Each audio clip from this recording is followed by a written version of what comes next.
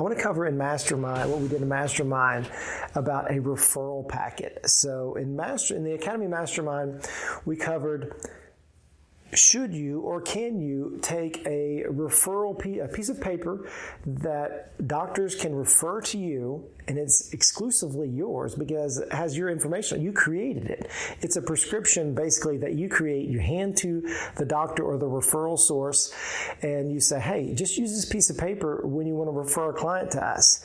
And there's some things that we covered on there in the Mastermind that I think were very helpful. First of all, you have to brand that referral paperwork. You have to put your practice information on there.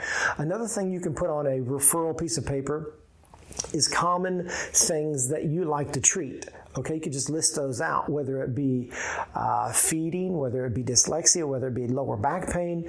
List those out. So the referral source, maybe the doctor says, well, why would I refer to this person? What do they even do? Oh, here's what they do. It's right here on the referral paperwork. They do this and they do that. Yeah, I've got this client right here that I see, this patient that I see, they need that help. I'm going to go send that over there.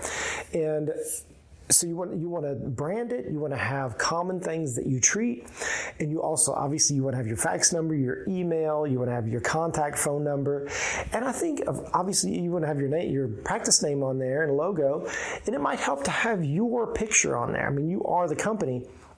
Maybe have a headshot picture of you on that referral form with your phone number on there. It says, hey, if you have questions, call me. The important thing is to keep it simple, keep it clean, and have the lettering be bold and have lots of white space on there so it's not just all cluttered like, what is this? This doesn't even make sense to me. Have the actions that you want them to take on that referral paperwork very clean, very bold, okay? Now, the next thing is you could probably get a pad of those, and maybe it's just a half sheet of paper, a pad of those done at Office Depot, Staples, at your printing shop, Vistaprint, somewhere you could get, where they can just rip those off, and it's in a pad format.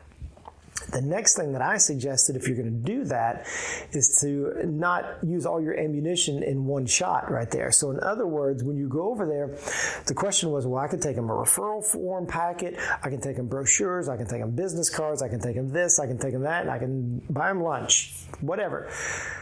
The problem with that is if you use all your ammunition on that one shot, then what are you going to do next time? Take them one thing. Then in the next week or a week and a half, take them another thing. So maybe first you take them business cards. A week after that, maybe you take them some brochures. A week after that, maybe you take them the referral form. And the week after that, you can follow up and say, was there anything wrong with that referral form? It's another good point in getting with the referral coordinator and saying, here's a referral form that I created. Does this look okay? Does this look like something you would use? Or is there something you want me to add or subtract from this referral form? Get their feedback and ask them to be brutally honest, because you want the whole point of that referral form, and let them know this, is that you want to make their life easier. How can I make your job easier to send referrals to me? How can I streamline that process for you? And you might ask them what their typical process is, because to ask someone to step outside of their process that they are already ingrained in is going to be very difficult. You come in there and try to change their referral flow, it's not going to work. They've been doing it for years. It's what works for them. Even if it's better, they're going to do what they know to do. So ask them what they do, and then put your referral process very easily streamlined into their process. How can you make that easier for them with their already existing flow? All right, so just to recap that, create the referral form. It's a pad, and give that to them. And you might even use colored paper, because that kind of shows up. But you have to consider colored paper doesn't always fax real well. Okay, so it might be really like a real light yellow maybe, but it's a little bit different. And you might check that out and fax that piece of paper. Is this actually going to work in a fax? If that's how they're sending referrals by fax. So create the referral form, put the ailments, put the conditions that you treat, brand it, make it bold lettering, big bold lettering, make it simple, make it clean, and put your picture on there possibly, definitely your practice name, your practice logo, and what you do on that form. And then also, don't use all your ammunition in the same time, okay? Hit them up once, hit them up twice, 3 times, 4 times. Sometimes it takes a dozen times before the referral source says, oh yeah, we probably have a patient that we could send over there. I'm glad they came by again. People just get busy. It's not that they're mean.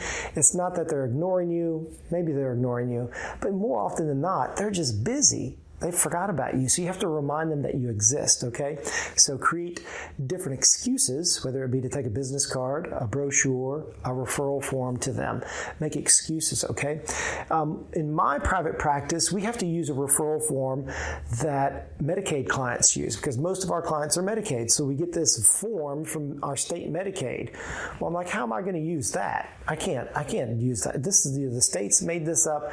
What can I do with that? So here's what I did. I branded it. I put my logo, my practice name, my practice phone number, and fax number on that form. Didn't ask for permission. I'm going to ask for forgiveness. But it's been 12 years. Nobody said anything. Hey, take your logo off of our paperwork.